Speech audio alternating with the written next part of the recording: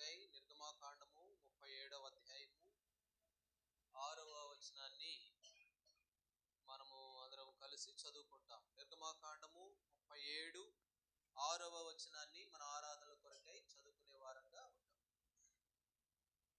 అందరం కలిసి చదువుకుంటాము. మరియు అతడు మేలిమి బంగారముతో కరుణాపీఠము చేసెను. దాని పొడుగు 2 మూరలున్నర, దాని వెడల్పు 3 మూరెడున్నర. ప్రభు సహాయం కొరకై చిన్న ప్రార్థన చేసుకుంటాం. ప్రేమ కలిగిన మా తండ్రి, కృప కలిగిన మా దేవా, మీకు వందనాలు. సమయంలో మీ సన్నిధిలో చేరి కలిసి పాటలు పాడుకొనుటకు మీరు సహాయపడ్డారు. మా స్వరాలను ముట్టారు. ఏక స్వరము ఏక తాత్పర్యము కలిగి మేము పాడుకోగలుగుట కృపనిచ్చినందుకై స్తోత్రం. ప్రభా, మిమ్మల్ని ఆరాధించడం కొరకు మేము సిద్ధపడుతూ ఉన్నాం. మిమ్మల్ని ఏ రీతిగా మేము ఆరాధించాలి, ఎందుకు ఆరాధించాలి, సంగతులన్నీ తెలియపరచండి. ఆ రీతిగా వాక్యమును అనుసరించి సాగిల పడగలుగుటకు మాకు సహాయపడండి. ఇంకా రావాల్సిన వారు ఉన్నారు, వారు కూడా ప్రభా మాతో కలుసుకోగలుగుటకు సహాయం చేయమని మీ దాసుడైన నన్ను కూడా బలపరచవలసిందిగా ప్రార్థన చేస్తూ యేసు ప్రభువారి నామములో ప్రార్థించి వేడుకుంటున్నాను పరమ తండ్రి, ఆమేన్.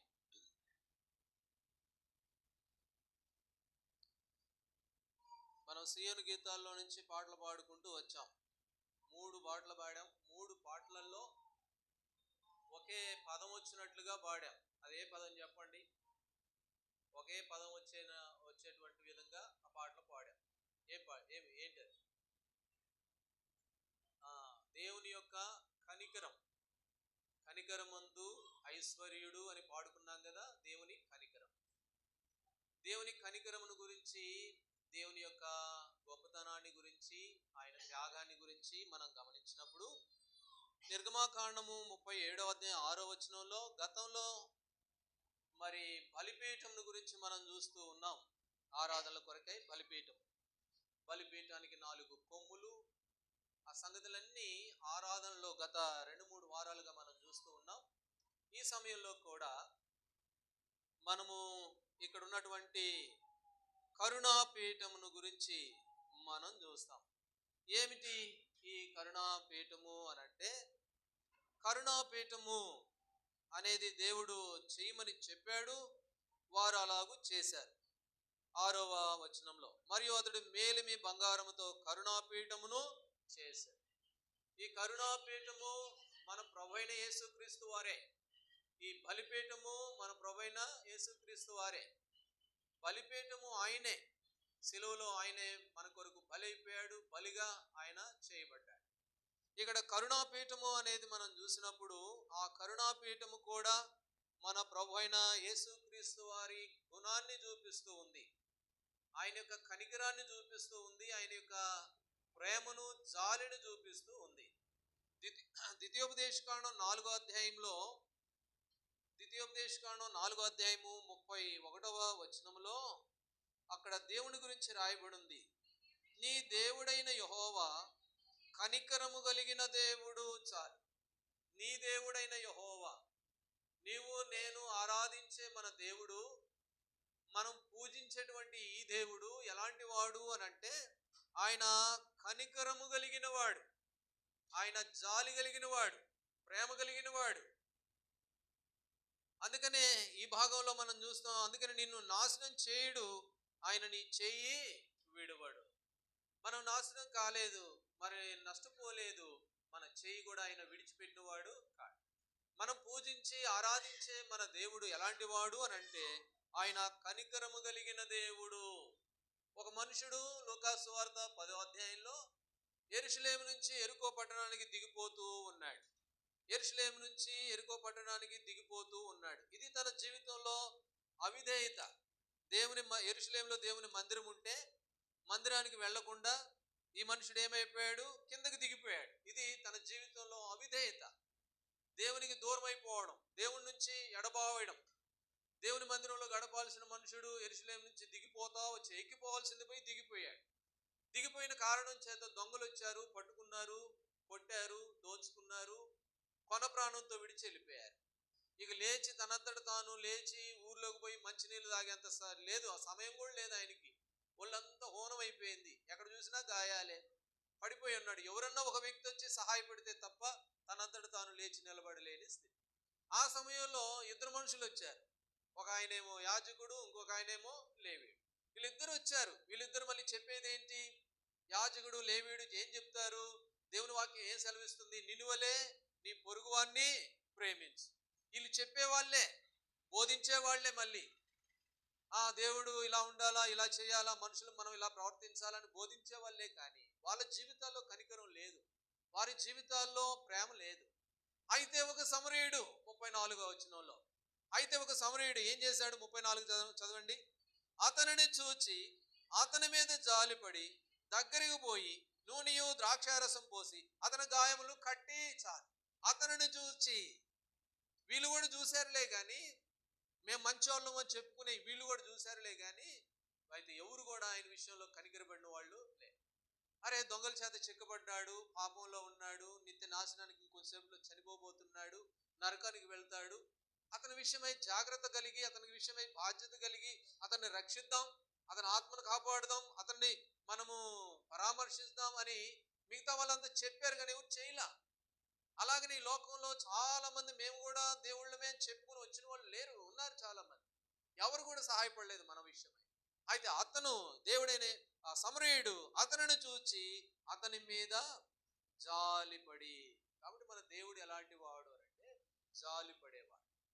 ఆకాశం నుండి చూశాడు, భూమి వైపు చూశాడు. ఆదికాండం 6వ అధ్యాయం 12వ వచనంలో దేవుడు భూలోకమును చూసినప్పుడు సమస్త శరీరులు తమ మార్గములను ఏం చేసుకున్నారంట? చెరిపి వేసుకునిరి. భూలోకం పాడైపోయింది, దేవుని సన్నిధి చెడిపోయింది.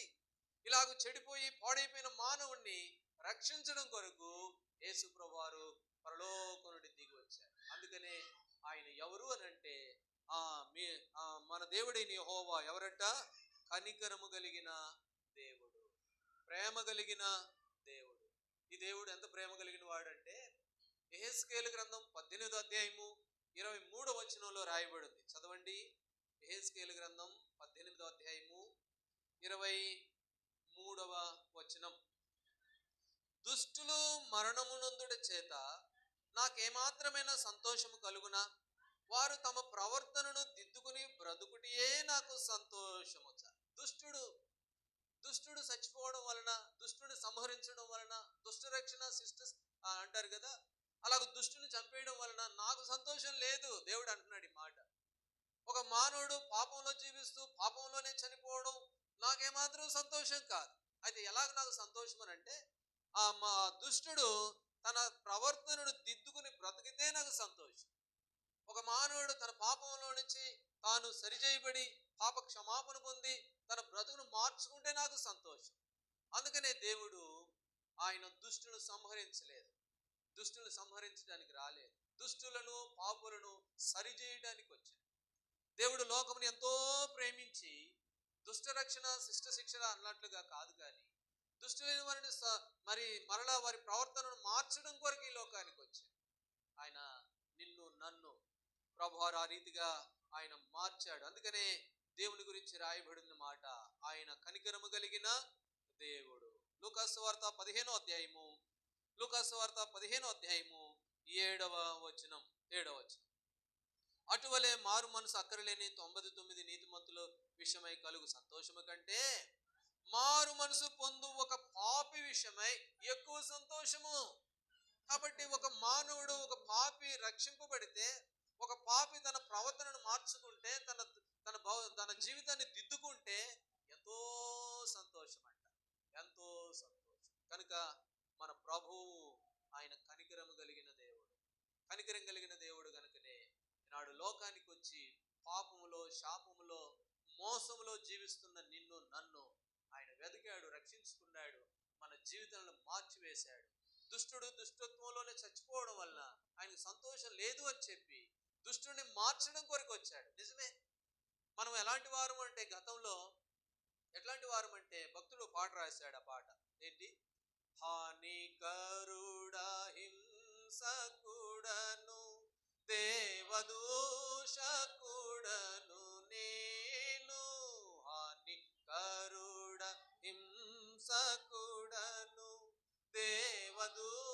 దేవదూషకుడను నేను, అవిశ్వాసినైన నన్ను ఆదరించినావుగా. ఎంత జాలి యేసువా, ఇంతయనియు హింసలేను, ఎంత జాలి. కాబట్టి మన దేవుడు ఎంతో ప్రేమ కలిగిన వాడు, ఆయన ఎంతో జాలి కలిగిన వాడు. ఒకప్పుడు మన జీవితాలను చూస్తే హానికరులము, మీ సంగతి ఏమోగా నా సంగతి నేను గమనించినప్పుడు ఎంతో హానికరుడును, హింసకుడును, దూషకుడును నేను, పాపిని, అవిశ్వాసిని, దుర్మార్గుడు. అటే మనల్ని ప్రభువారు ప్రేమించి ప్రవర్తన మార్చుకున్నట్లుగా మన కొరకై ఆయన దిగి వచ్చాడు. దుష్టులను సంహరించలేదులే కానీ ప్రేమించాడు. అందుకనే ఆయన ఎవరు అనంటే ఆయన కనికరము కలిగిన దేవుడు. ఈ కనికరం కలిగిన దేవుడు ఏం చేశాడో తెలుసా? రోమీయులకు రాసిన పత్రిక 3వ అధ్యాయం. కనికరం కలిగిన దేవుడు ఏం చేశాడు అనేది మనం గమనించినప్పుడు, రోమీయులకు రాసిన పత్రిక 3వ అధ్యాయము 26వ వచనం. క్రీస్తు యేసు రక్తమునందలి విశ్వాసము ద్వారా ఆయనను కరుణాధారముగా బయలుపరిచెను.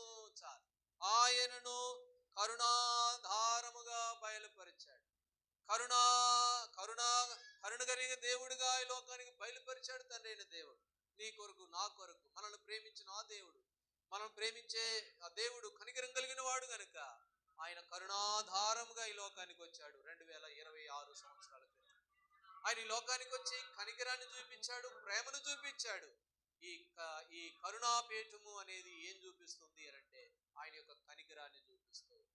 అందుకనే తీతుకు రాసిన పత్రికలో ఆ మాట ఉంది. తీతుకు రాసిన పత్రిక 3వ అధ్యాయము 5వ వచనం. తీతుకు రాసిన పత్రిక 3:5 చదవండి. మనము నీతిని అనుసరించి చేసిన క్రియల మూలముగా కాక తన కనికరం చొప్పుననే. కాబట్టి మనం చేసిన మంచి పనులు బట్టి కాదు ఈ రక్షణ, ఆయన కనికరము చొప్పుననే మరలా జన్మించబడ్డాం బాప్తీసంలో. కాబట్టి దేవుని యొక్క కనికరము చొప్పున మనం ఏదో చేసిన మంచి కార్యాలను బట్టి కాదు ఈ రక్షణ, మనం చేసిన మంచి కార్యములను బట్టి కాదు. మనకి ఈ విలువైన రక్షణ ఉచితంగా వచ్చింది. అయితే ఎందుకు వచ్చిందంట? ఆయన కనికరము చొప్పున. దేవుడు మనల్ని కనికరించాడు గనక, దేవుడు మనల్ని ప్రేమించాడు గనక. లోకంలో మనకంటే గొప్పవారు ఉన్నప్పటికీ దేవుడు నిన్ను నన్ను మాత్రమే ప్రేమించాడు గనక ఆయన కనికరము చొప్పున పునర్జన్మ సంబంధమైన స్నానం ద్వారా ఈనాడు మనము రక్షింపబడ్డాం. ప్రభువా నీకు స్తోత్రములు. నీవు నన్ను ఎంతగా కనికరించావు, నువ్వెంతగా ప్రేమించావు. నీ కనికరాన్ని బట్టే ఈనాడు నేను సజీవంగా ఉన్నా. నీ కనికరాన్ని బట్టే ఈనాడు ఈ రక్షణ నేను పొందుకున్నా. నీవే కనుక నన్ను కనికరించకపోతే ఆ మనుషుడు కదా యెరూషలేము నుంచి దిగిపోయి దొంగల చేతులు చిక్కినట్లుగా చనిపోయేవాడిని నిశ్చయముగా. అయితే మరణం నుండి జీవంలోకి నన్ను దాటించావు. పాప శాపం నుండి, పాపం వల్ల వచ్చే జీతం మరణం, అయితే ఆ జీతం నుంచి నన్ను తప్పించావు, నిత్య జీవంలోకి తీసుకొచ్చావు. నీవెంతైనా కనికరం కలిగిన దేవుడు, నా పట్ల కనికరం కలిగిన దేవుడు అని చెప్పి జ్ఞాపకం చేసుకొని మన ప్రభువుని మనము ఆరాధించవలసిన వారంగా మనం ఉన్నాం. ఆయన ఎంత కనికరం కలిగిన వాడు అని అంటే పేతురు రాసిన 2వ పత్రిక 3వ అధ్యాయం. పేతురు రాసిన 2వ పత్రిక 3వ అధ్యాయము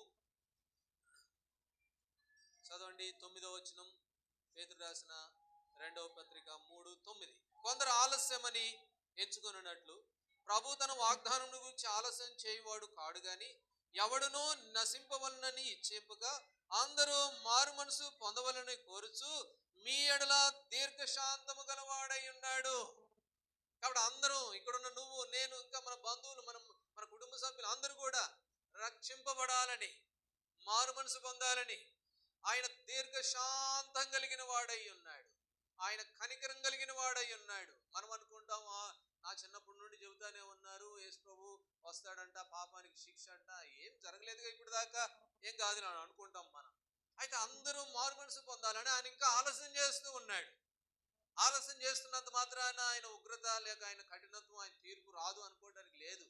అందరూ రక్షింపబడాలని దీర్ఘశాంతం కలిగిన వాడు, దీర్ఘశాంతం కలిగిన వాడై ఆయన ఓర్చుకుంటూ సహిస్తూ ఉన్నాడు. కాబట్టి మన ప్రభు మనల్ని ప్రేమించిన కనికరం కలిగిన దేవుడు. ఒకసారి ఆదికాండం 19వ అధ్యాయంలో లోతుతో చెప్పాడు, వద్దయ్యా ఇక్కడ వద్దు, ఈ పట్టణాలు రెండు నాశనం అయిపోతున్నాయి, బయలుదేరి ఇక్కడ నుంచి అనగానే లోతు ఏం చేశాడంట? ఆదికాండం 19వ అధ్యాయము 16వ వచనం చదవండి.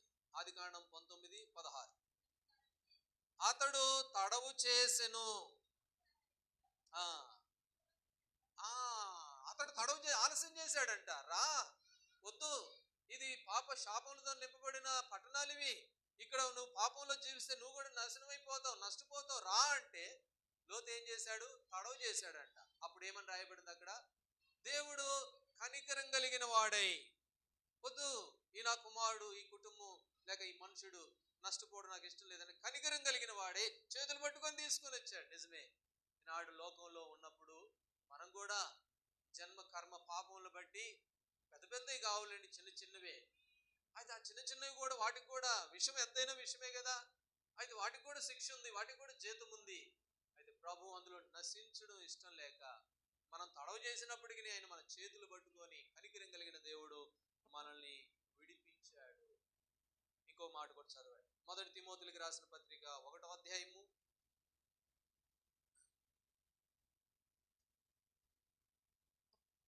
1 పత్రిక 1వ అధ్యాయము 16వ వచనం.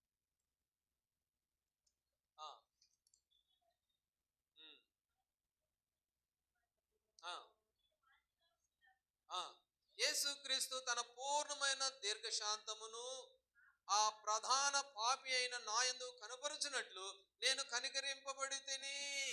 పౌలు అపోస్తలుడు అన్నాడు, నేను ప్రధాన పాపిని, నాకు తెలుసు నేను ఎంత పాపినో, ఎంత దేవునికి దూరంగా ఉన్నానో, ఆజ్ఞను అతిక్రమించానండి. ఆజ్ఞ అతిక్రమమే పాపం అని దేవుని వాక్యంలో రాయబడితే ఎన్నోసార్లు దేవుని ఆజ్ఞను అతిక్రమించాను, నేను ప్రధాన పాపి. అయితే దేవుని వలన ఏం చేయబడ్డానన్నాడు? కనికరించబడితే. నిజమే, ఇక్కడున్న నువ్వు నేను దేవుని ద్వారా కనికరించబడ్డాం. దేవుడు కనికరం కలిగిన దేవుడు. ఈ కరుణాపీఠము ఏం చూపిస్తుంది అంటే ఆయన కనికరాన్ని చూపిస్తూ ఉంది. కనుక ఈనాడు ఇక్కడున్న నువ్వు నేను మనమంతా కూడా కనికరించబడిన వారము. అందుకనే ఉదయకాల సమయంలో ప్రభా, మీ కనికరంకి ఏమి ఇవ్వగలను, మీరు చూపిన ప్రేమకు నేను ఏమి ఇవ్వగలను, నేను రుణస్తుడును కనుక నా హృదయాన్ని మీకు సమర్పిస్తున్నాను, అప్పగిస్తున్నాను. మీరు నా పట్ల చూపిన కనికరం ఎంత గొప్పది. మీరే కనుక కనికరించకపోతే నిశ్చయముగా నేను నా పాపంలోనే చనిపోయేవాడును. నా పాపంలో కనుక నేను చనిపోతే నిత్య నాశనానికి వెళ్ళేవాడును. అక్కడ వేదనకరమైన స్థలం అది, పురుగు చావదు, అగ్ని ఆరదు. కాబట్టి యుగ యుగాలు, ఒక రోజా 2 రోజులా సరే, 2-3 రోజులు భరించవచ్చు అనుకుంటే యుగ యుగాలు తట్టుకోలేం బాధ, వేదన. దాని నుండి నువ్వు నన్ను తప్పించు. మీ కనికరాన్ని బట్టి మిమ్మల్ని స్తుతిస్తున్నాను అని చెప్పి ఈ మొదటి తలంపులో ప్రభువును మనం ఆరాధించవలసిన వారంగా ఉన్నాం. సరే, ఇప్పుడు రెండో విషయానికి వెళ్తే నిర్గమకాండము 37వ అధ్యాయం 6వ వచనంలో ఆ కరుణాపీఠము దేనితో చేయబడింది? ఆ మాట చదవండి. 6వ వచనం. మరియు అతడు మేలిమి బంగారముతో కరుణాపీఠమును చేసెను. దేంతో చేయబడింది చెప్పండి? కరుణాపీఠము మేలిమి బంగారముతో చేయబడిన కరుణాపీఠం. కరుణాపీఠము ప్రభువైన యేసుక్రీస్తు వారు. అయితే ఈ మేలిమి బంగారముతో ఆ కరుణాపీఠము చేయబడినట్లుగా మనం చూస్తాం. ఇందాక ఫస్ట్ పాడుకున్న ఒక పాట, ఏం పాట? బంగారు వెంట్రుకలు తలపై ఉంగరములుగా కనబడినావి. కాబట్టి ఆయన కాళ్ళు, ఆయన వెంట్రుకలు అన్ని కూడా బంగారముతో అవి పోల్చబడినట్లుగా చూస్తాం. ప్రకటన గ్రంథం 2వ అధ్యాయంలో, ప్రకటన గ్రంథం 2వ అధ్యాయము 18వ వచనం, 18వ వచనం మధ్య భాగం చదవండి. అగ్ని జ్వాలల వంటి కన్నులను, అపరంజిని పోలిన పాదములను గల దేవుని కుమారుడు, దేవుని కుమారుడు ప్రభువైన యేసుక్రీస్తు వారు ఆయన ఎలాగున్నాడు? ఆయన ఆకారము అని అంటే అపరంజిని పోలిన పాదములు గల దేవుడు. అంటే అపరంజి అంటే బంగారం, కాబట్టి బంగారముతో పోల్చబడ్డాడు.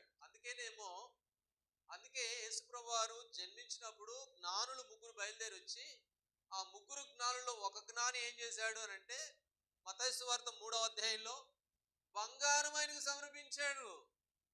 కాబట్టి బంగారం ఆయనకు సమర్పించాడంటే బంగారం తీసుకుని ఆయన డబ్బులు చేసుకోమని కాదు. ఆయన బంగారముతో పోల్చబడ్డాడు. బంగారం అన్నిటికీ విలువైంది కదా. ఇనుము కంటే మరి ఇనుమును ఒక రకంగా చూస్తాం, బంగారాన్ని ఒక రకంగా చూస్తాం. అంటే బంగారం కంటే శ్రేష్టమైన వాడు అని అర్థము. ఆయన బంగారం కంటే విలువైన వాడు అని చెప్పి ఆ ముగ్గురు జ్ఞానుల్లో ఒక జ్ఞాని, ఒక ఆయనేమో బోలం తీసుకొస్తే, ఇంకొక ఆయన సాంబ్రాణి తెస్తే, ఇంకొక ఆయనేమో బంగారం అని తీసుకుని వచ్చారు. కాబట్టి ఆయన పాదాలు, ఆయన యొక్క స్వరూపము, ఆయన రూపము దేంతో పోల్చబడింది అని అంటే అది బంగారముతో ఈ కరుణాపీఠం దేంతో చేయబడింది అంటే మేలిమి బంగారముతో చేయబడిన కరుణాపీఠము. బంగారము మరి దేవునికి గుర్తుగా ఉంది.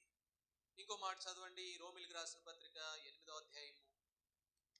రోమిలికి రాసిన పత్రిక 8వ అధ్యాయము 3వ వచనం. 8:3.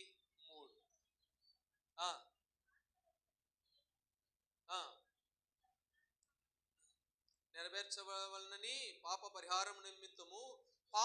పరిహారము నిమిత్తము దేవుడు తన సొంత కుమారుని పాప శరీరాకారముతో పంపి ఆయన శరీరమందు పాపమునకు శిక్ష. కాబట్టి ఆయన బంగారంతో పోల్చబడ్డాడు, శ్రేష్టమైన వాడు. కానీ తనైన దేవుడు ఏం చేశాడంటే ఆయనను పాప శరీరాకారంతో ఈ లోకానికి పంపాడు. ఆయన శరీరాకారంతో ఈ లోకానికి వచ్చాడు. ఆయన శ్రేష్టమైన వాడే, కానీ నీలాగా నాలాగా మారిపోయాడు. ఫిలిప్పీ 2:6 ఆయన దేవుని స్వరూపం కలిగిన వాడయ్యుండి దేవునితో సమానంగా విడిచిపెట్టకూడని భాగ్యంగా ఎంచుకొనుక దాసునుగా రిక్తునుగా మరి పాప శరీరాకారంతో ఈ లోకానికి పంపబడ్డాడు.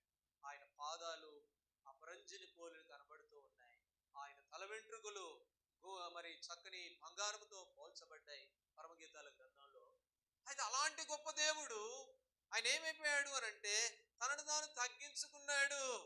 నీ కొరకై నా కొరకై దీనుడైపోయాడు, దాసుడైపోయాడు. కాబట్టి ఆయన ప్రేమకు ఏమిచ్చినా కూడా ఆ ప్రేమకు వెల కట్టలేదు. ఆయన యొక్క త్యాగమునకు ఏమిచ్చినా కూడా ఆయన రుణాన్ని తీర్చలేదు. ఆయన అంత దేవుడు కదా, అంత తగ్గించుకున్నాడు కదా. మనం తగ్గించుకోం చాలాసార్లు. మనం లోబడం, మనం విధేయత చూపం. ప్రభు అయితే తగ్గాలి, ఎంతైనా తగ్గాలి. తగ్గకపోతే మనకు రక్షణ లేదు. ఆయన దిగి రాకపోతే మనకు రక్షణ లేదు. ఆయన అన్నీ మనకు చేయాలి, మనకు మాత్రం ఏ విషయంలో చేయాలి. వాడు ప్రభు ప్రేమ కలిగిన వాడు, జ్ఞాపకం చేసుకున్నాడు. ఆయన తనను తాను తగ్గించుకున్నాడు. మేలిమి బంగారంతో పోల్చబడిన ఆయన దాసుడైపోయాడు. మరొక చోట అంటాడు కీర్తనల గ్రంథంలో, నేను నరుడను కాను పురుగును, నేను నరుడను కూడా కాను, ఆఖరికి పురుగునైపోయాను, అనేకుల చేత నిందించబడ్డాను. అంతగా యేసు ప్రభువారు తగ్గించు. ఆయన బంగారముతో పోల్చబడినది. అట్లని బంగారంతో పోల్చబడ్డాడు కదా. ఇప్పుడు బంగారానికి విలువిద్దామండి, బంగారానికి మొక్కుదాం అని అంటామేమో మనం. అపోస్తుల కార్యములు 17వ అధ్యాయం పౌలు అపోస్తుడే చెప్పాడు. ఆయనకు కూడా డౌట్ వచ్చింది, అందుకనే చెప్పాడు. 29వ వచనం, అపోస్తుల కార్యములు 17:29. కాబట్టి మనము దేవుని సంతానమయ్యుండి మనుషుల చమత్కార కల్పన వలన మలచబడిన బంగారమునైనను వెండినైనను రాతినైనను దైవత్వం పోలి ఉన్నదని తలంచకూడదు.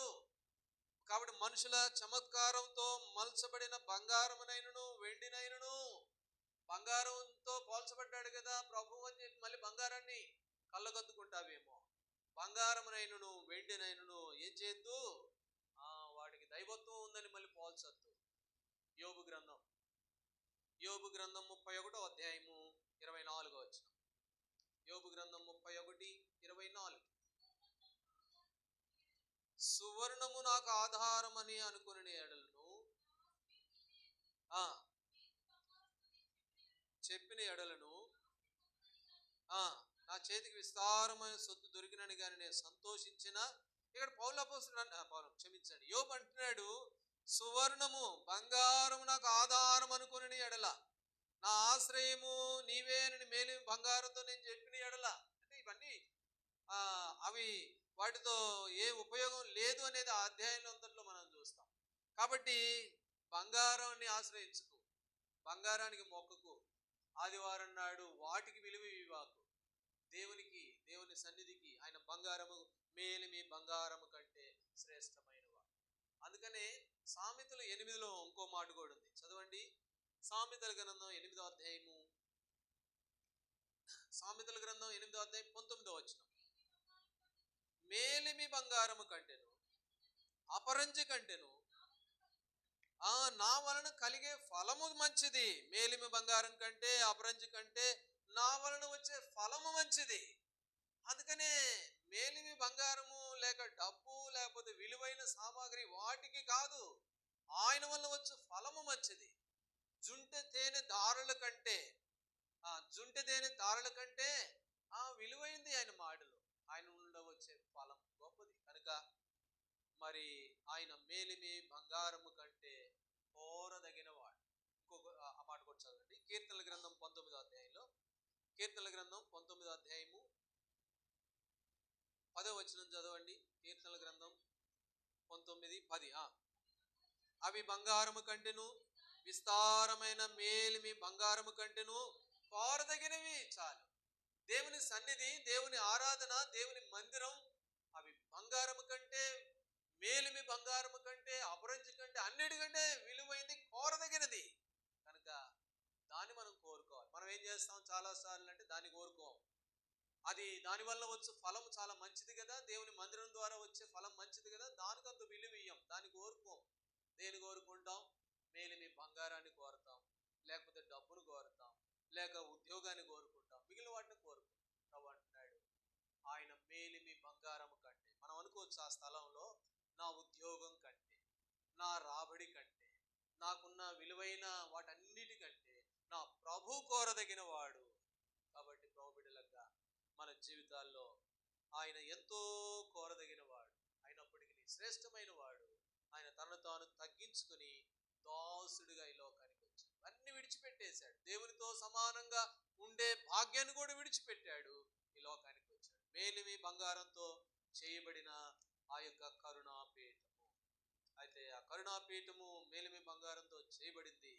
ఆయన శ్రేష్టమైన వాడు కానీ మన కొరకై తగ్గించుకున్నట్లుగా ఈ 2వ తలంపులో మనం చూస్తాం. అయితే 3వ విషయానికి మనం వచ్చినప్పుడు నిర్గమకాండం 37వ అధ్యాయము 6వ వచనం. మరియు అతడు మేలిమి బంగారముతో కరుణాపీఠము చేసెను. దాని పొడుగు 2 మూరలన్నర, దాని వెడల్పు 3 మూరెడున్నర. దాని కొలత కూడా చెప్పాడు దేవుడు. ఈ కరుణాపీఠాన్ని నువ్వు చేయాలి. అయితే ఈ కరుణాపీఠం ఎలా ఉండాలా? 2 మూరలన్నర పొడవు ఉండాలా, వెడల్పు కూడా 3 మూరెడున్నర వెడల్పు ఉండాలా. ఒక కొలత ప్రకారం చేయబడ్డాయి. కాబట్టి కరుణాపీఠం చేశారు, మేలిమి బంగారంతో చేశారు. కరుణాపీఠం చాలా మంచిది, అది మంచి బంగారంతో చేయబడింది. అది ఎట్లా పడితే అట్లా చేస్తే ఉపయోగం లేదు, అందుకని దేవుడు చెప్పాడు, ఓ చక్కటి క్రమాన్ని ఇచ్చాడు, ఒక కొలతని ఇచ్చాడు. ఈ కొలత ప్రకారం చేయండి అని.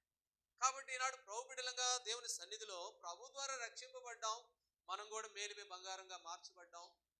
దేవుని ద్వారా మనము కనికరంలోనికి వచ్చాం, కనికరం చొప్పునే తిరిగి జన్మించాం, మంచిదే. అయితే ఈ క్రమం అనేది లేకపోతే, ఈ 3 మూరలున్నర 3 మూరెడున్నర వెడల్పు, ఈ క్రమం, ఈ లెక్క అనేది లేకపోతే, నువ్వెంత విలువగా చేయబడినా, రక్షణలోకి వచ్చినా క్రమము లేకపోతే అది ఏమాత్రం కూడా ఉపయోగము.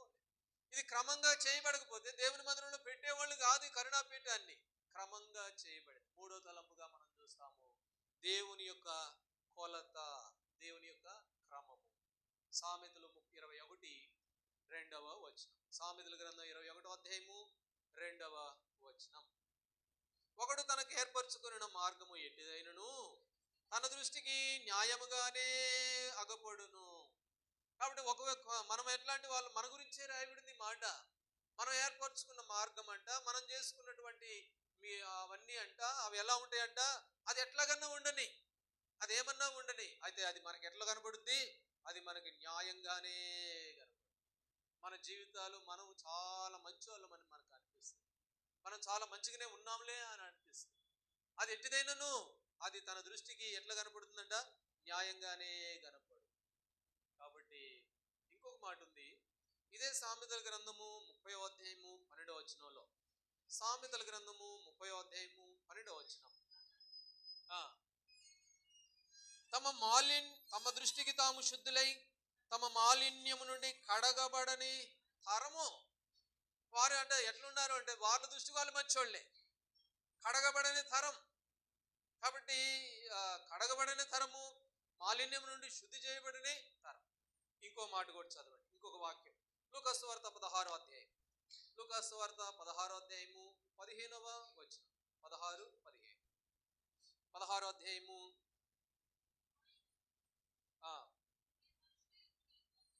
మీరు మనుషుల ఎదుట నీతిమంతులని అనిపించుకుని వారు గాని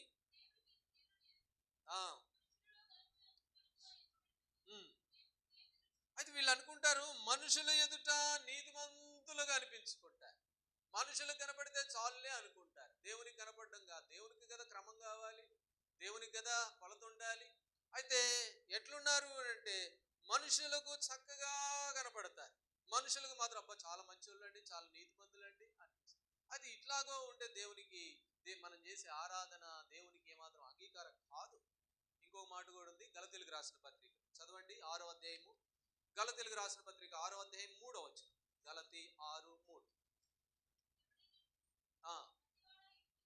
ఎవడైనను ఒట్టివాడయ్యుండి తాను ఎన్నికైన వాడిని ఎంచుకుని ఎడల, కాబట్టి ఒట్టివాడయ్యుండి కూడా నేను చాలా మంచివాడిని అనుకుంటే వాడు మోసపరుచుకుంటాడు. అందుకనే 2 కొరింథీయులు అంటాడు, ప్రభు మెచ్చుకుని వాడే ధన్యుడు, ప్రభు మెచ్చుకుని వాడే ధన్యుడు. అందుకనే మన ప్రవర్తన అంతటి యందు ఆయన అధికారాన్ని ఒప్పుకోవాలి. రోమిలికి రాసిన పత్రికలో 12వ అధ్యాయంలో సజీవ యాగముగా మనం సమర్పించుకోవాలి ప్రభు. కాబట్టి క్రమం, ఈ కొలత అనేది క్రమాన్ని చూపిస్తూ ఉంది. కాబట్టి ఆ ప్రకారం మనం ఉన్నప్పుడు మన ఆరాధన కూడా ప్రభు అంగీకరిస్తుంది. ఇక్కడ కరుణాపీఠం గురించి మనం గమనించినప్పుడు అది కరుణాపీఠము ప్రభు అయిన యేసుక్రీస్తు వారు, ఆయన కనికరం ద్వారా మనం రక్షింపబడ్డాం. రెండోది అది మేలిమి బంగారంతో చేయబడింది, ఆయన శ్రేష్టమైన వాడు అయినప్పటికీ తనను తాను తగ్గించుకున్నాడు. మూడోది అది క్రమం కలిగి ఉంది, అది కూడా ఆరాధనే, క్రమం కలిగి ఉండడం కూడా ఆరాధన. సరే, ఇంకొక తలము చెప్పి నేను ముగిస్తాను. నిర్గమాకాండము 37వ అధ్యాయము 9వ వచనం, 37:9. ఆ కెరూబులు పైకి విప్పిన రెక్కల గలవై కరుణాపీఠంను తన రెక్కలతో కప్పెను. కెరూబుల ముఖములు ఒకదానికొకటి ఎదురుగా ఉండెను, వాటి ముఖములు కరుణాపీఠము వైపు ఉండుండెను. ఇక్కడ ఈ కరుణాపీఠమును ఈ కెరూబులు అనేవి కప్పినట్లుగా మనం చూస్తాం. రెక్కలతో కప్పెను, కప్పుట అనేది మనం గమనించినప్పుడు ఈ కరుణాపీఠం మందసాన్ని కూడా కప్పింది, ఆ కరుణాపీఠం కూడా కప్పబడింది. ఈ కప్పడము అనేది ఏం చూపిస్తుంది అని అంటే, పేతురు రాసిన మొదటి పత్రిక 4వ అధ్యాయము, పేతురు రాసిన మొదటి పత్రిక 4వ అధ్యాయము 8వ వచనం, ప్రేమ అనేక పాపములను కప్పును. ప్రేమ అనేక పాపములను ఏం చేస్తుందంట? కప్పుతూ ఉంది. ప్రభు మన పాపములన్నింటినీ కప్పివేశాడు. ఈ కరుణాపీఠము కెరూబులు వాటి రెక్కలతో కప్పినట్లుగా దేవుడు మన పాపములన్నిటినీ కూడా ఏం చేశాడంటే ఆయన కప్పివేశాడు. నా దోషములన్నిటినీ కప్పివేశాడు. యెషయా గ్రంథం 43వ అధ్యాయంలో మాట రాయబడి ఉంది. యెషయా గ్రంథం 43వ అధ్యాయము 25వ వచనం, యెషయా గ్రంథం 43:25. నేనే నా చిత్తానుసారముగా నీ అతిక్రమములను తుడిచివేయుచున్నాను, నీ పాపములను నేను జ్ఞాపకము చేసుకొనను. నేనే నా చిత్తానుసారంగా నీ పాపములన్నిటినీ కప్పివేశాను, నేను ఇంకెప్పటికీ జ్ఞాపకం చేసుకోను. కాబట్టి దేవుడు మన పాపములన్నిటినీ కప్పివేశాడు, మన పాపములన్నిటినీ జ్ఞాపకం చేసుకోడు నిజంగా. అందుకని ఒకవేళ జ్ఞాపకం చేసుకుంటే మన పాపములు ఎలాంటి అంట, తలెత్తి చూద్దామా అని నేను అనుకుంటున్నా, అవి నా తలకు మించి పోయి ఉన్నాయి. లెక్కించదాం అనుకుంటే నా తల వెంట్రుకలకు మించిపోయి ఉన్నాయి. తలెత్తి చూడలేని అవిధేయతలు ఉన్నాయి. అయితే దేవుడు ఏం చేశాడు? ప్రేమ అనేక దోషములను కప్పును అన్నట్లుగా ఆయన ప్రేమతో మన పాపములన్నింటినీ కప్పివేశాడు. నేనే నా చిత్తానుసారంగా నీ దోషములన్నింటినీ జ్ఞాపకం చేసుకోను అని అన్నాడు. మీకా గ్రంథము 7వ అధ్యాయము 19వ వచనం. మీకా గ్రంథం 7వ అధ్యాయము 19వ వచనం. మీకా గ్రంథము 7వ అధ్యాయము 19వ వచనం. చదవండి ఆ మాట. 7:19. ఆయన మరలా మన యందు జాలిపడును, మన దోషములను అణిచివేయును, వారి పాపములన్నిటినీ సముద్రపు అగాధములో నీవు. కాబట్టి మన పాపములన్నిటినీ ఆయన ఏం చేశాడంటే సముద్ర అగాధంలో పడవేశాడు, కప్పివేశాడు, అగాధంలో త్రోసివేశాడు. ఇంకో చోట రాయబడి ఉంది, వీపు వెనక తొట్టేసుకున్నాడంట మన పాపములని కనబడకుండా. కాబట్టి కరుణాపీఠము, ఆ కరుణాపీఠమును కెరూబులు రెక్కలతో కప్పినట్లు ఈ కప్పుడ అనేది ఏం చూపిస్తుందంటే మన పాపములన్నిటినీ తుడిచివేయడం. దేవుడు ఆయన ప్రేమతో మన పాపములన్నిటినీ ఆయన కప్పివేశాడు. అందుకని నాలుగవదిగా మన ప్రభువుని ఆరాధించాలి. నిజమే ప్రభువా, ఆ కరుణాపీఠము మీరెంతో కనికరం కలిగిన దేవుడు. ఈ లోకంలోకి చాలా మంది వచ్చారు, కానీ వారి వల్ల నాకు రక్షణ లేదు, వారి వల్ల నాకు మోక్షం లేదు. వారు వచ్చి చూసి వెళ్ళిపోయారు అంతే. ఎవరు కూడా నా కోసం త్యాగం చేసి నా కొరకు వచ్చి నా దగ్గరకు వచ్చి జాలిపడి ఆ నూనె ద్రాక్షారసము నా గాయములని కట్టిన వాళ్ళు ఎవరు లేరు. అయితే మీరు కనికరం కలిగిన దేవుడు నా దగ్గరకు వచ్చారు, నన్ను ప్రేమించారు. నా పాప స్థితిలో నేను ఉన్నప్పుడు నన్ను ప్రేమించారు. నీతిమంతులుగా ఉన్నప్పుడు కాదు నన్ను పిలిచింది, అనీతిమంతులుగా ఉన్నప్పుడే నన్ను పిలిచారు. అందుకని మీరు కనికరం కలిగిన దేవుడు. రెండోది, ఆ కరుణాపీఠము మేలిమి బంగారంతో చేయబడింది.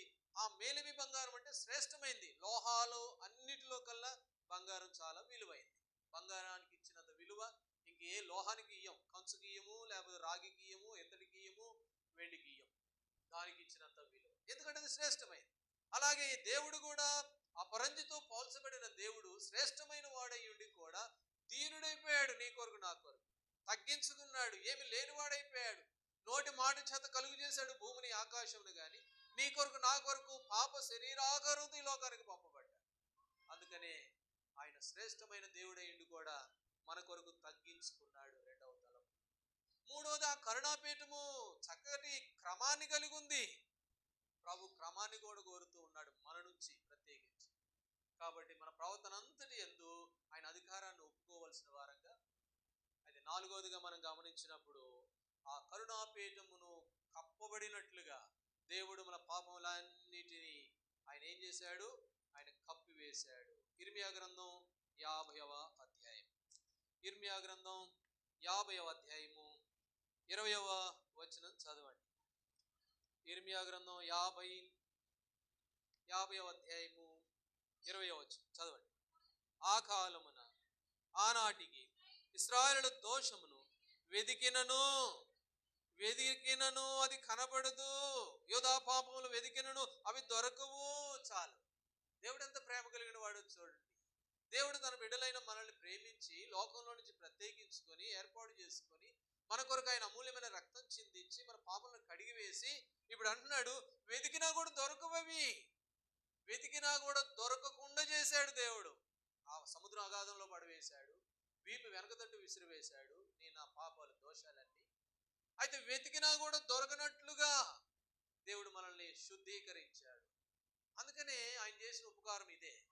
దేవుడు చేసిన, నా ప్రాణం ఆయన చేసిన ఉపకారములు ఉన్నాయి అని అంటే మనం ఏమనుకుంటే మంచి ఉద్యోగం ఇచ్చాడు, అదొక ఉపకారం, లేక మరి నాకు మంచి ఇల్లు ఇచ్చాడు, అదొక ఉపకారం అని అనుకుంటాం. ఆయన చేసిన ఉపకారములు ఏమిటి అని అంటే, మన పాపములు వెతికినా కూడా దొరకవు, అట్లా చేశాడు. కనపడవు, మనకు తెలుసు, మళ్ళీ మనం ఎత్తుక్కుంటే దొరుకుతాయి, కానీ దేవునికి దొరకనట్లుగా చేశాడు. కాబట్టి మన క్షమాపణ కొరకై కృతజ్ఞతతో ప్రభుని ఆరాధించవలసిన వారంగా ఉన్నాం. ప్రభువా, నీవు నన్ను ఇంతగా ప్రేమించావు, నా దోషములన్నీ ఆ సముద్రం అగాధంలో పడివేశావు, వెతికినా కూడా దొరకనట్లుగా చేశావు. మీ ప్రేమ ఎంత గొప్పది. అందుకని మిమ్మల్ని ఆరాధిస్తున్నాను ప్రభువా అని ఈ యొక్క మధ్యాహ్న సమయంలో మనం ఆరాధించవలసిన వారంగా ఉన్నాం. కీర్తనల గ్రంథం 85వ అధ్యాయము 2వ వచనం. కీర్తనల గ్రంథం 85వ అధ్యాయము 2వ వచనం. 75:2. నీ ప్రజల దోషమును పరిహరించి ఉన్నావు, వారి పాపమంతయు కప్పివేసి ఉన్నావు. కాబట్టి నీవు దోషములన్నిటి కప్పివేశావు. కరుణాపీఠమును కెరూబులు కప్పినాయి, ప్రేమ దోషములను కప్పును. నీవు నా పాప దోషములన్నిటినీ దేవుడు ఏం చేశాడంట? కప్పివేశాడు. మన పాపాలను అయితే కప్పాడులే గాని ఆయనకేమైందో తెలుసా? కీర్తనల గ్రంథం 69వ అధ్యాయం. కీర్తనల గ్రంథం 69వ అధ్యాయము 69:7. నీ నిమిత్తము నేను నిందనొందిన వాడనైతిని, నీ నిమిత్తము సిగ్గు నా ముఖాన్ని కప్పింది. నీ నిమిత్తం.